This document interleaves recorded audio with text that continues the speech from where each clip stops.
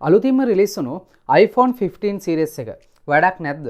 14 Pro Max පාවිච්චි කරන ඔයා iPhone 15 series එකට මාරු වෙන්න ඕනද?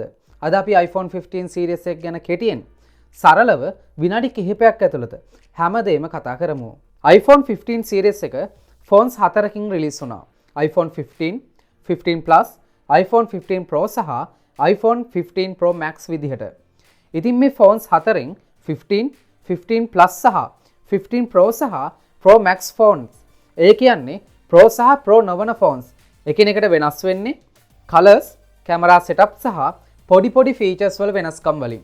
ඉතින් මේ iPhone 15 සහ 15 Plus එක iPhone 14 වලට බොහෝ දුරට සමානයි. ඉතින් iPhone 15 series එක වෙනස් වෙන්නේ Pro series එකට 8GB RAM එකක් පාවිච්චි කරලා තියෙනවා. Titanium frame එකක් පාවිච්චි කරලා තියෙනවා. Pro series එකට Apple A17 Pro chipset එක පාවිච්චි කරලා තියෙනවා. Apple charging port එක අයින් කරලා Type C port එකක් පාවිච්චි කරලා තියෙනවා.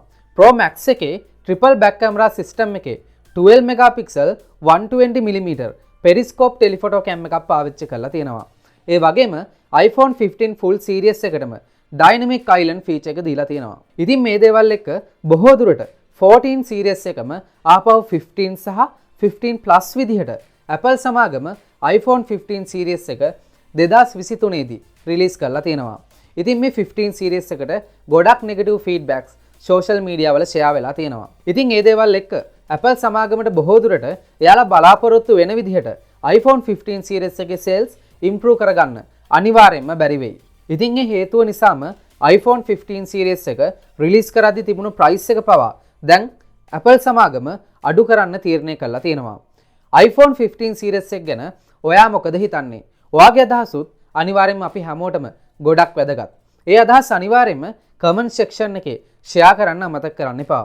ඒ වගේම ඔයාලා තවමත් මාව subscribe කරලා නැත්නම් පල්ලෙහා තියෙන subscribe button එක touch කරලා මාව subscribe කරන්න. ඒ වගේම notification bell එක enable කරගන්නත් අමතක කරන්න එපා.